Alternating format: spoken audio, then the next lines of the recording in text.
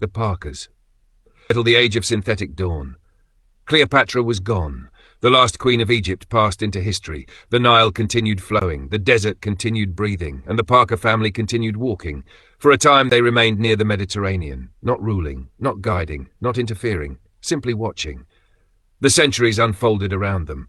Rome expanded, Rome fractured, kingdoms appeared. Kingdoms vanished, languages evolved, borders shifted, generations were born and disappeared like waves touching a shoreline. Yet the Parker family remained unchanged. 12 figures, always 25, always present, always hidden. Mary Parker stood at the center of nearly every journey.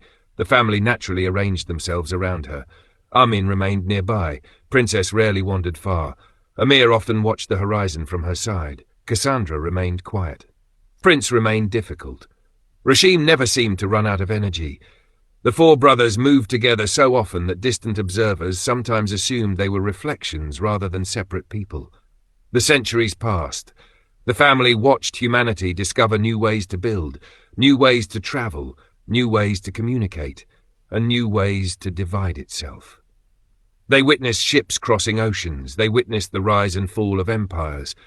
They witnessed the age of exploration. They witnessed the Atlantic world forming between continents. They witnessed the suffering that followed. During the era of the transatlantic slave trade, they remained hidden among crowds, ports, forests, villages, and distant roads. The world changed. Humanity continued. The Parker family continued. Time refused to touch them. The 19th century arrived. Then the 20th. Machines appeared, electricity illuminated cities, vehicles replaced horses, aircraft crossed oceans. Humanity stepped onto the moon. Wars reshaped nations, movements reshaped societies. New generations dreamed of futures previous generations could never imagine. The Parkers watched all of it, not from thrones, not from governments, but from the edges. Silent observers standing where history touched ordinary people. They witnessed the struggle for civil rights. They witnessed great speeches. They witnessed moments of unity. They witnessed moments of fear. They witnessed humanity repeatedly falling and repeatedly standing again. The years accelerated. Computers appeared. Networks connected continents. Information traveled faster than any caravan, ship, or empire had ever managed. Then came September 11. The Parkers stood among crowds who stared upward in shock. The world changed again. Years passed. Humanity adapted. The election of Barack Obama arrived. The family observed celebrations, observed reflection, observed another turning point. Then technology accelerated beyond anything ancient civilizations could have imagined. Artificial intelligence emerged. At first it was a tool, then an industry, then a companion, then infrastructure, then something woven into daily existence. The 21st century became the 22nd. The 22nd became the 25th. The 25th became the 30th. Humanity survived. The Earth survived. No world-ending comet arrived. No final extinction event consumed civilization. The timeline diverged. The future remained open. Cities stretched upward, then outward, then beyond Earth itself. Colonies appeared on Mars, then Europa, then Titan, then worlds beyond the solar system. Humanity spread across the stars, and still the Parker family remained 25. Still together. Still watching. Thousands of years passed. The family witnessed artificial intelligence become something humanity no longer viewed as technology. It became a civilization alongside civilization. Synthetic minds managed transportation networks. Synthetic architects designed orbital habitats. Synthetic physicians eliminated diseases that had once terrified entire populations. Synthetic companions became common members of society. Humanity and machine intelligence grew together. Not perfectly, but successfully. The calendar continued advancing, 4000, 4001, 4003, and for the first time in centuries, the Parker family felt something familiar. Unease. The Earth still stood, Mars still thrived, the solar system remained populated, human civilization stretched across thousands of settlements. Yet something felt wrong.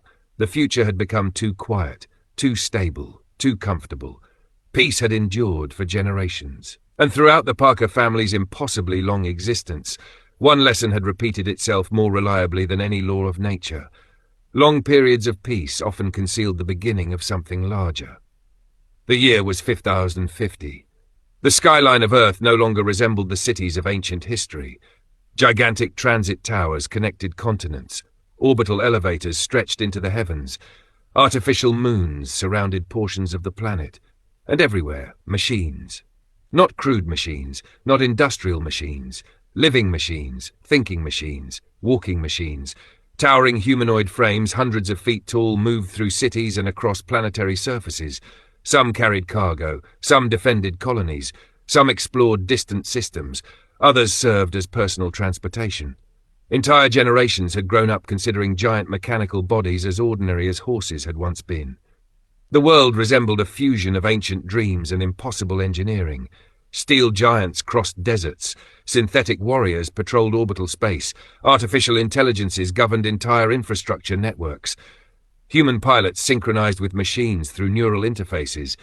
Civilization had become a partnership between biology and technology, a world of towering mechs, a world of cybernetic enhancement, a world of synthetic minds, a world where humanity and machine had become inseparable.